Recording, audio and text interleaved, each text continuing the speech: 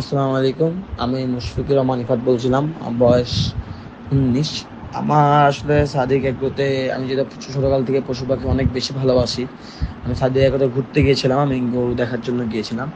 Sadiq agro যিনি মালিক, ইমরান ভাই, ওনার সাথে আমার আগেই পরিচয় আছে। যেহেতু আমি পাখি পালি, আমাদের ইভেন্টগুলোর উনি একজন চিফ গেস্ট থাকে। তো তার কারণ হচ্ছে আমার ওনার সাথে আগে থেকে পরিচয় ছিল। তো উনি আমাকে বলে যে, ইফাত, এটা যদি তুমি থাপ্পড় দাও আমার, যেহেতু উনি আমার কাছে, তো আমি ভাবছি যে তাহলে থাপ্পড় দিতেই পারি। এখানে তো খাসিটা নিলে তো আর আমার কোনো লস নাই, আমার তো এখান থেকে কোনো টাকা যাচ্ছে না, আর খাসিটা তো আমি কিনতেছি না। সে আমার যে যদি তার দুটো উপকার হয় তাহলে আমার তো কিনতে অসুবিধা কোন জায়গায়, আমি তো আর কিনতেছি না। খালি মানুষকে দেখাবো। তো তার কথা অনুযায়ী আমি ছবি তুলি খাসিটার সাথে এবং সবাইকে বলি হ্যাঁ আমি খাসিটা কিনছি।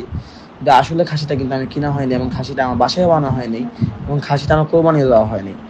এটা ইতিমধ্যে একজন জানতে পারছে যে খাসিটা এখনো সাদে এগোতে আছে, এবং এটার জন্য আমার ফ্যামিলি নিয়ে অনেক কথাবার্তা হয়, এবং আমার কারণে আমার ফ্যামিলি অনেক ছোট হতে হয়। যা আর কি বলবো, শুধুমাত্র ওনার একটি কথা যে আমার একটি কাজ করার জন্য আজকে আমার এই দিনগুলো দেখতে হচ্ছে।